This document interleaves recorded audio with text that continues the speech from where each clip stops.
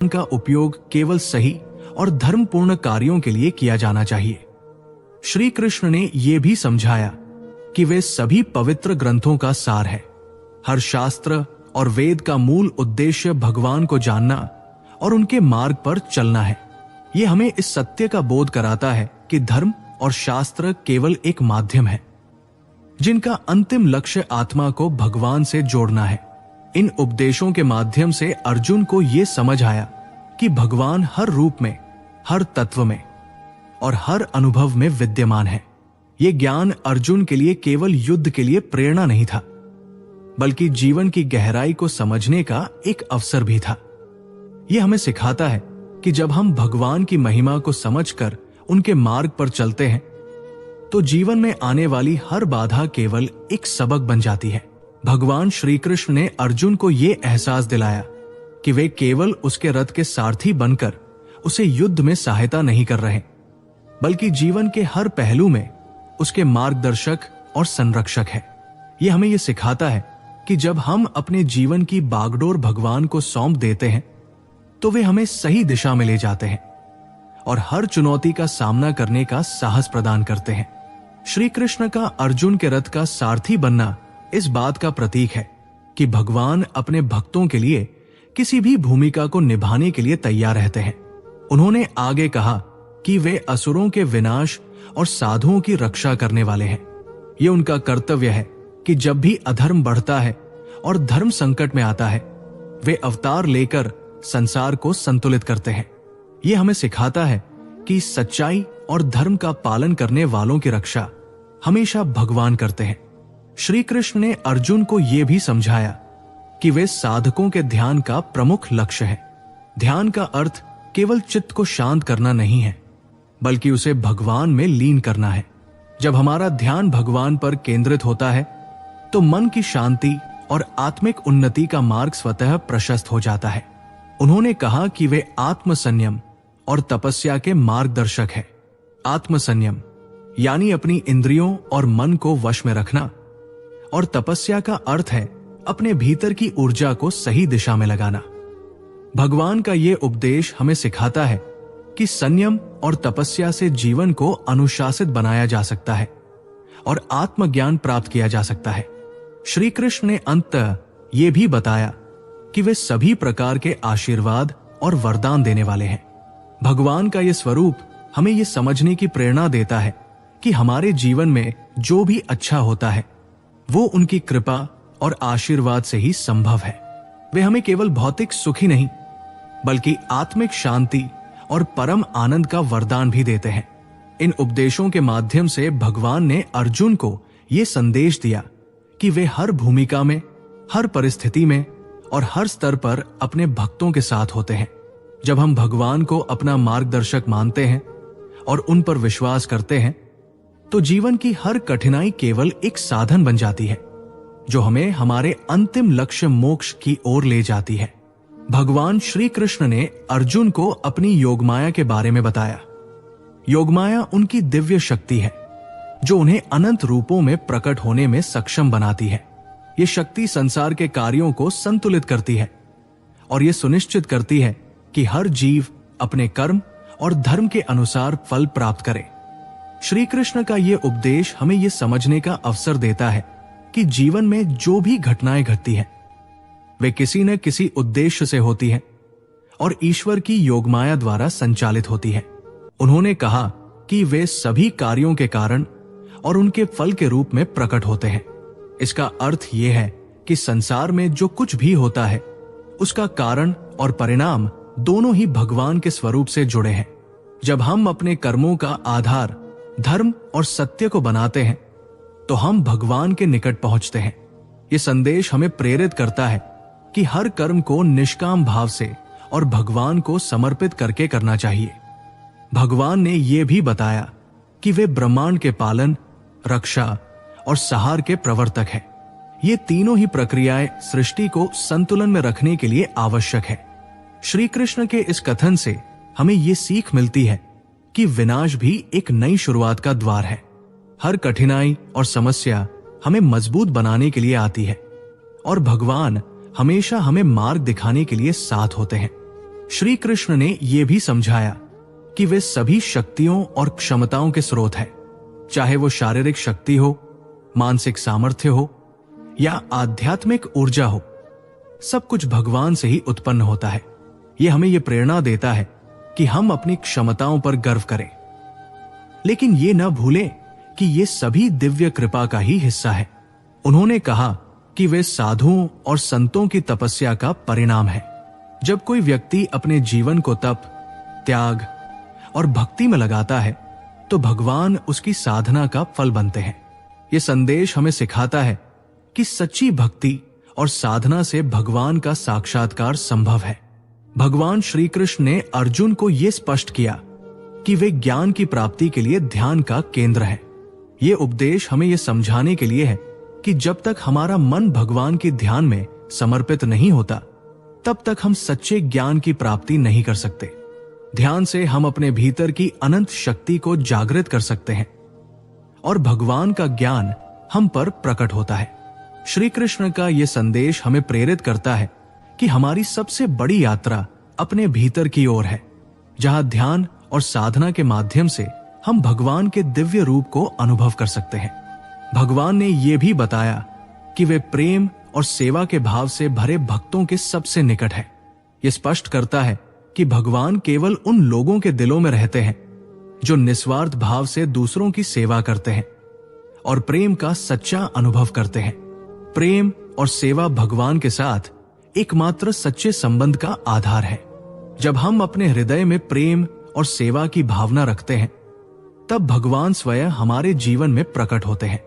यह हमें यह सिखाता है कि प्रेम और सेवा जीवन के सबसे ऊंचे आदर्श है। उन्होंने कहा कि वे गुरु और शिष्य के बीच के पवित्र संबंध का आधार है। गुरु शिष्य का संबंध एक दिव्य रिश्ता है, जिसमें गुरु भगवान के रूप में हमारे मार्गदर्शक होते हैं और शिष्य ईश्वर के ज्ञान को प्राप्त करने के लिए समर्पित होते हैं। ये उपदेश हमें यह बताता है कि जीवन में ज्ञान की प्राप्ति के लिए एक सच्चे गुरु की आवश्यकता होती है, जो हमें सही मार्ग पर चलने के लिए प्रेरित करता है और भगवान के ज्ञान की ओर हमारे कदम बढ़ाता है। श्री कृष्ण ने कहा कि वे अनंत और अप्रमेय हैं। इस कथन से यह स्पष्ट होता है कि भगवान का स्वरूप न तो कोई शब्दों में व्यक्त किया जा सकता है और न ही किसी सीमाओं में बांध सकता है। उनकी महिमा अनंत है और उनकी उपस्थिति हर जगह, हर समय और हर रूप में है। हमें यह समझने की आवश्यकता है कि भगवान को जितना भी हम समझ सकते हैं, वे उससे कहीं अधिक है। उनका रूप और उनका ज्ञान हमारे सीमित मन से बाहर है, लेकिन जो लोग सच्चे दिल से उनकी भक्ति करते हैं, वे उनकी वास्तविकता को समझ पाते हैं। अंततः भगवान ने यह कहा कि वे प्रत्येक जीव के भीतर आत्मा के रूप में निवास करते हैं। ये उपदेश हमें यह समझाता है कि भगवान केवल बाहरी रूपों में नहीं, बल्कि हमारे भीतर भी निवास करते हैं। हमारे हृदय में जो आत्मा है, वो भगवान का अंश है। जब हम अपने भीतर के आत्मा से जुड़ते हैं, तब हम भगवान से सीधे संपर्क करते हैं। यह हमें यह सिखाता है कि आत्मा के रूप में भगवान हमारे भीतर हमेशा रहते हैं।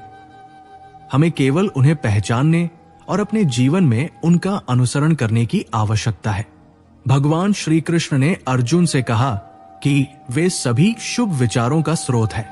इस उपदेश से भगवान ये स्पष्ट करना चाहते हैं कि हमारे मन में जो भी अच्छे उच्च विचार आते हैं, उनका मूल स्रोत भगवान ही है।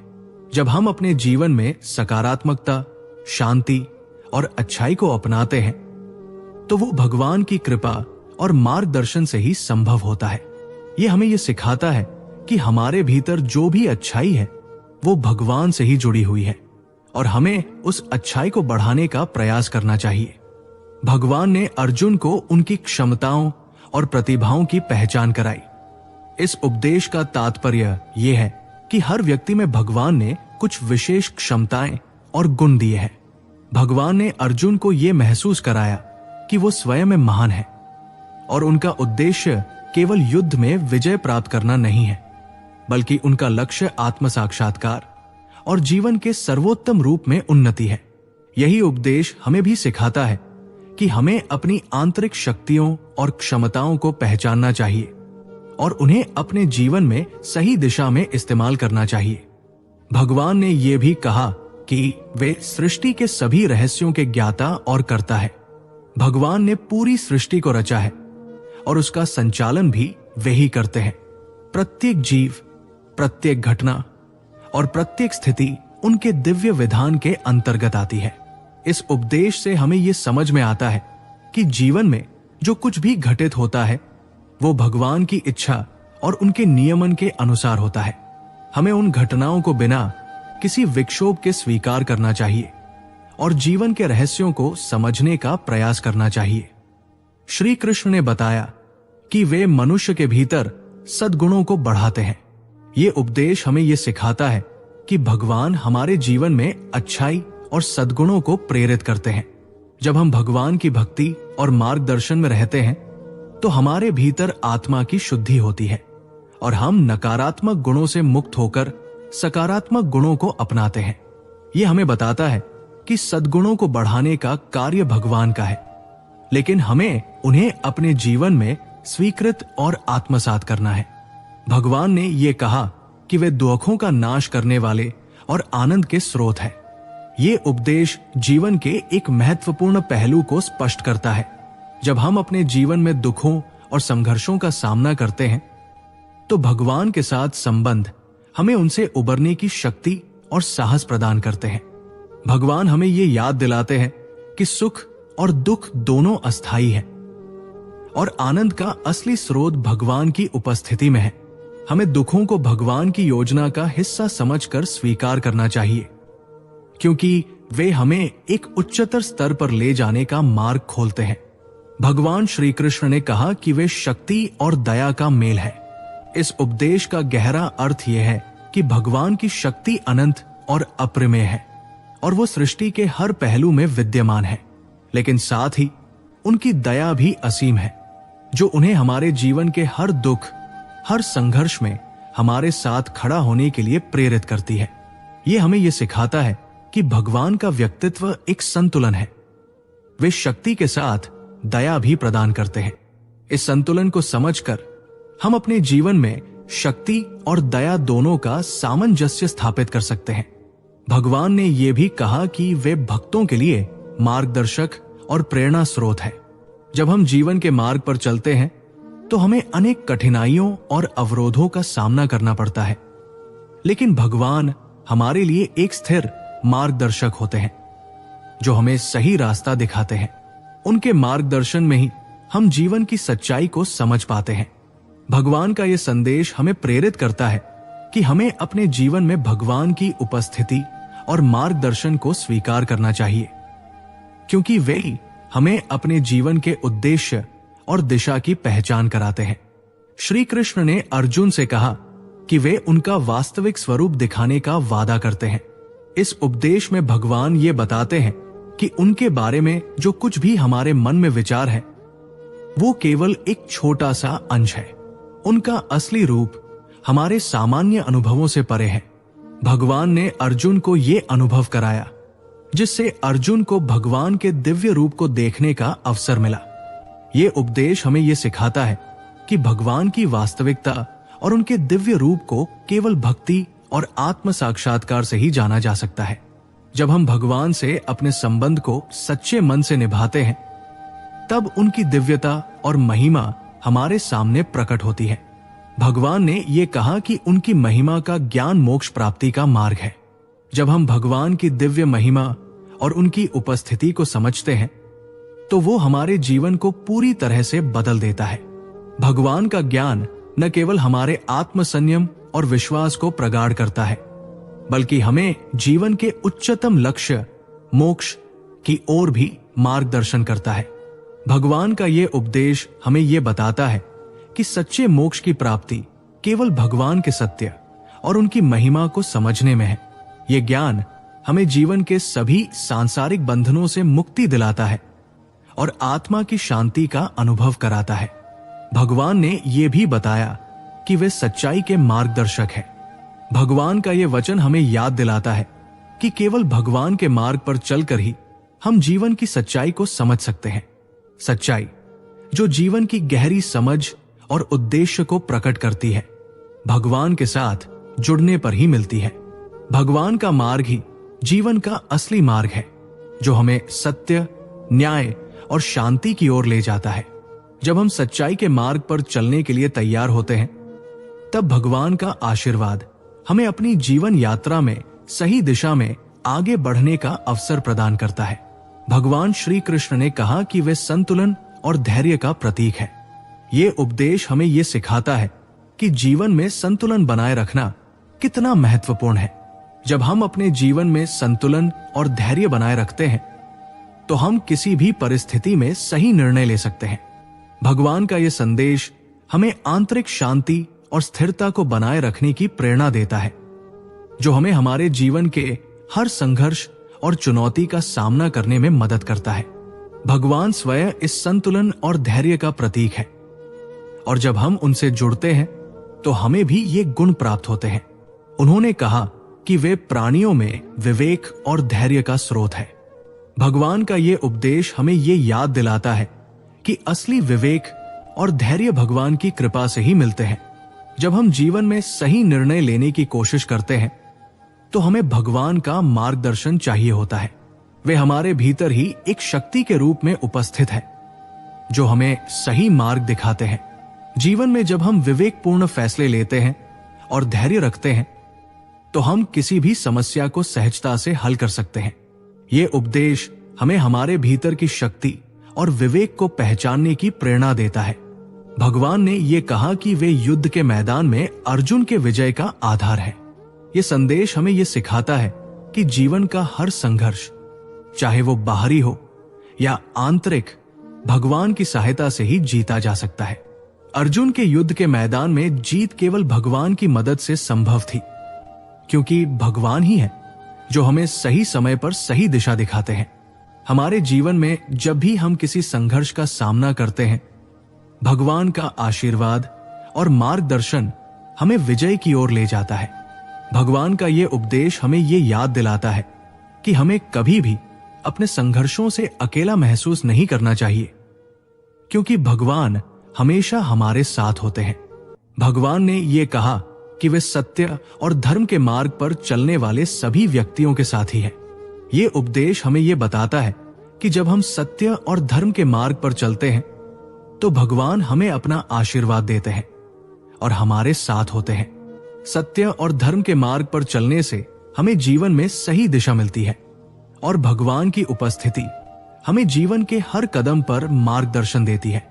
भगवान का ये वचन हमें ये सिखाता है कि हमें कभी भी धर्म और सत्य से न भटकने का संकल्प लेना चाहिए, क्योंकि भगवान उन लोगों के साथ होते हैं जो इन मूल्यों का पालन करते हैं। श्री कृष्ण ने कहा कि वे हर प्राणी के भीतर उपस्थित है। ये उपदेश हमें ये बताता है कि भगवान हमारे अंदर हर समय मौजूद है, चाहे हम उन्हें महसूस करें या न करें।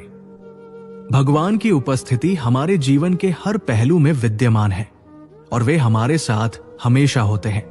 जब हम भगवान के साथ अपने संबंध को समझते हैं, तो हम उन्हें अपने भीतर महसूस करते हैं। भगवान का यह संदेश हमें यह सिखाता है कि हमें भगवान की उपस्थिति को अपनी आत्मा में महसूस करना चाहिए और उनसे हर कदम पर मार्गदर्शन प्राप्त करना चाहिए। भगवान श्री कृष्ण ने अर्जुन को उनके कर्तव्यों का बोध कराया। यह संदेश हमें यह समझने में मदद करता है कि हर व्यक्ति को अपनी भूमिका और जिम्मेदारी को समझना चाहिए। अर्जुन के मन में युद्ध के मैदान पर कर्तव्य और धर्म को लेकर कई सवाल थे, और भगवान ने उन्हें स्पष्ट रूप से बताया कि उनका कर्तव्य है युद्ध करना, क्योंकि यह धर्म की रक्षा का सवाल था।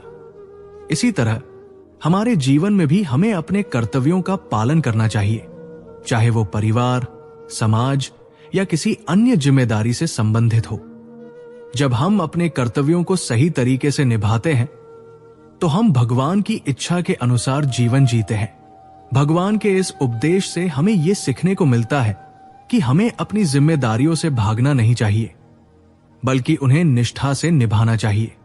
भगवान ने यह भी कहा कि वे कर्मयोग का पालन करने वाले व्यक्तियों का मार्गदर्शन करते हैं। कर्मयोग का अर्थ है बिना किसी अपेक्षा के अपने कर्मों को सही तरीके से करना।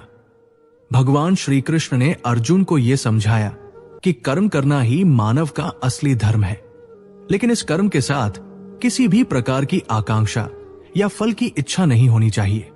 जब हम अपने कामों को भगवान की सेवा मानकर करते हैं तो हमें मानसिक शांति और संतुष्टि मिलती है।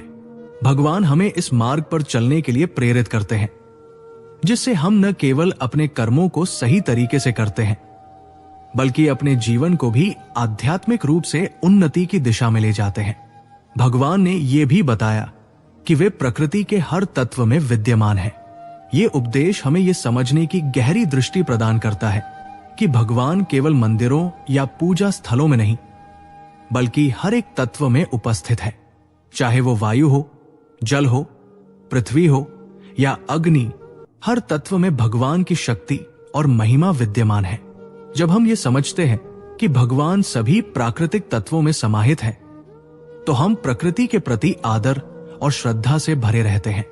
ये उपदेश हमें प्रकृति और पर्यावरण की रक्षा करने के लिए प्रेरित करता है, क्योंकि हम भगवान की उपस्थिति को हर जगह महसूस करते हैं। भगवान ने कहा कि वे समय के प्रवाह और परिवर्तन के संचालक हैं। समय और परिवर्तन इस संसार का अटल सत्य है। भगवान ने अर्जुन को यह समझाया कि समय का प्रवाह अनवरत चलता रहता है और हर चीज समय के अनुसार बदलती रहती है। हमें समय के इस प्रवाह के साथ सामंजस्य स्थापित करना चाहिए। जब हम समझते हैं कि समय और परिवर्तन भगवान के हाथ में है, तो हम जीवन की अनिश्चितताओं और परिवर्तनों को स्वीकार करने में सक्षम होते हैं। ये उपदेश हमें यह सिखाता है कि हमें अपने कर्मों में लगन और धैर्य रखना चाहिए, क्योंकि समय कभी एक जैसा नहीं रहता। हमें जो भी समय मिले उसका सर्वोत्तम उपयोग करना चाहिए। भगवान ने अर्जुन को उनके आध्यात्मिक यात्रा का महत्व समझाया। भगवान ने अर्जुन से यह कहा कि जीवन की असली यात्रा आत्मज्ञान और आत्म साक्षात्कार की ओर होती है। अर्जुन की दुविधा को दूर करते हुए भगवान ने उसे समझाया कि युद्ध के मैदान में उसकी असली लड़ाई आत्मा की यात्रा है और उसे धर्म की रक्षा के लिए अपनी भूमिका निभानी चाहिए। हमारे जीवन में भी जब हम आध्यात्मिक यात्रा की दिशा में बढ़ते हैं, तो हम अपने आत्मा की सच्चाई को पहचानते हैं और जीवन के उद्देश्य को समझते हैं। ये उपदेश हमें यह सिखाता है कि हमें अपने आध्यात्मिक विकास के मार्ग पर चलने के लिए हर परिस्थिति में दृढ़ रहना चाहिए। भगवान श्री कृष्ण ने स्पष्ट किया कि वे सभी जीवन के आधार हैं। इस उपदेश का अर्थ यह है कि सभी जीवों का अस्तित्व भगवान के कारण ही है। हर प्राणी और जीवात्मा का मूल स्रोत भगवान ही है। यह हमें यह सिखाता है कि जीवन में हम जो भी शक्ति, ऊर्जा या अस्तित्व महसूस करते हैं, वो भगवान की कृपा से ही संभव है।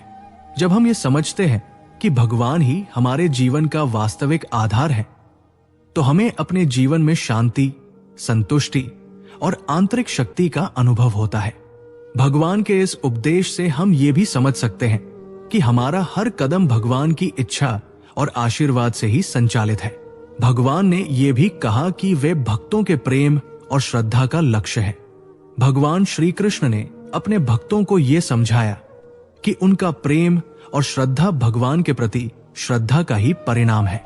भक्तों का प्रेम भगवान के प्रति विश्वास और भक्ति से उत्पन्न होता है और ये प्रेम ही उन्हें मुक्ति के मार्ग पर अग्रसर करता है। जब हम सच्चे दिल से भगवान की भक्ति करते हैं, तो वे हमारे दिल में निवास करते हैं और हमें आत्मज्ञान प्रदान करते हैं। इस उपदेश से हमें यह सीखने को मिलता है कि हमें भगवान के प्रति अपने प्रेम और श्रद्धा को सच्चे मन से व्यक्त करना चाहिए, क्योंकि वही हमें उनके दिव्य स्वरूप के नजदीक ले जाता है। भगवान ने कहा कि वे धर्म की स्थापना के लिए बार बार जन्म लेते हैं। भगवान ने अर्जुन को बताया कि जब जब पृथ्वी पर धर्म की हानि होती है और अधर्म बढ़ता है, तब वे अपने दिव्य रूप में अवतार लेते हैं। वे धरती पर धर्म की पुनर्स्थापना के लिए आते हैं और राक्षसों और दुष्टों का विनाश करते हैं। ये उपदेश हमें यह सिखाता है कि भगवान अपनी माया से संसार की स्थिति को नियंत्रित करते हैं और जब संसार में असंतुलन होता है, तब वे अपनी शक्ति से इसे सही करते हैं। भगवान के इस उपदेश से हमें यह विश्वास होता है कि जीवन में जब भी हमें संघर्ष या चुनौती का सामना करना पड़े, भगवान हमें अपनी मदद देने के लिए हमेशा हमारे पास होते हैं। भगवान ने यह भी बताया कि वे दुष्टों का विनाश और साधुओं की रक्षा करते हैं। ये उपदेश हमें यह समझाने के लिए है कि भगवान सत्य और धर्म के रक्षक है। जब भी दुष्टों और अधर्म का प्रकोप बढ़ता है तो भगवान अपनी शक्ति से उनका नाश करते हैं और सत्य की विजय सुनिश्चित करते हैं। साथ ही वे धर्म का पालन करने वाले भक्तों और साधुओं की रक्षा करते हैं ताकि वे अपने मार्ग पर चलने में सफल हो सके। भगवान का यह उपदेश हमें यह विश्वास दिलाता है कि जब हम सही मार्ग पर चलने का प्रयास करते हैं तो भगवान हमेशा हमारे साथ होते हैं और हमें कठिनाइयों से बचाते हैं। भगवान ने कहा कि वे आत्मा और परमात्मा के बीच का संबंध है। यह उपदेश हमें यह समझने में मदद करता है कि आत्मा और परमात्मा के बीच का संबंध एक अनमोल और दिव्य संबंध है। भगवान आत्मा के रूप में प्रत्येक जीव के अंदर विद्यमान होते हैं और परमात्मा के रूप में पूरे ब्रह्मांड में। जब हम आत्मा के रूप में भगवान की उपस्थिति को समझते हैं तो हम परमात्मा के साथ अपने संबंध को महसूस कर सकते हैं। यह उपदेश हमें यह सिखाता है कि हमें आत्मा की सच्चाई को पहचानना चाहिए और परमात्मा के साथ अपने संबंध को मजबूत करना चाहिए ताकि हम जीवन के हर पहलू में शांति और समृद्धि पा सके। भगवान श्री कृष्ण ने योग के विभिन्न मार्गों के प्रेरक के रूप में स्वयं को प्रस्तुत किया। योग के माध्यम से हम आत्मा से परमात्मा की ओर बढ़ते हैं। भगवान ने स्पष्ट किया कि हर व्यक्ति की अपनी क्षमता और प्रवृत्ति के अनुसार योग के विभिन्न मार्ग हैं। कर्मयोग, भक्ति योग, ज्ञान योग और राजयोग। भगवान ने इन सभी मार्गों को अपनाने के लिए प्रेरित किया ताकि हम अपने जीवन को संतुलित और पूर्ण बना सके। ये उपदेश हमें यह सिखाता है कि जीवन में हर किसी को अपनी प्रकृति और प्रवृत्ति के अनुसार योग का मार्ग अपनाना चाहिए ताकि हम आत्मा और परमात्मा के साथ एकता स्थापित कर सके।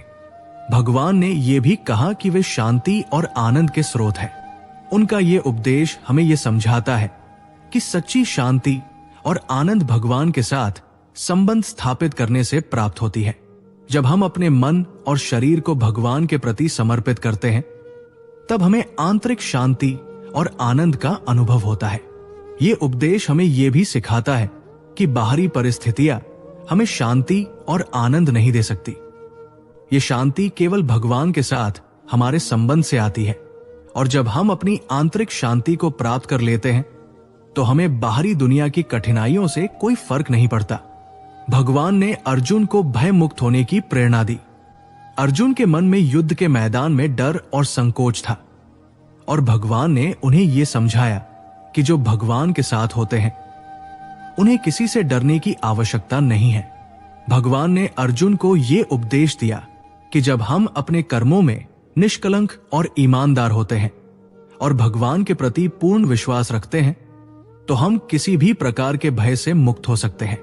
यह उपदेश हमें यह सिखाता है कि आत्मविश्वास और भगवान की कृपा से हम हर कठिनाई का सामना कर सकते हैं और कभी भी भयभीत नहीं होंगे।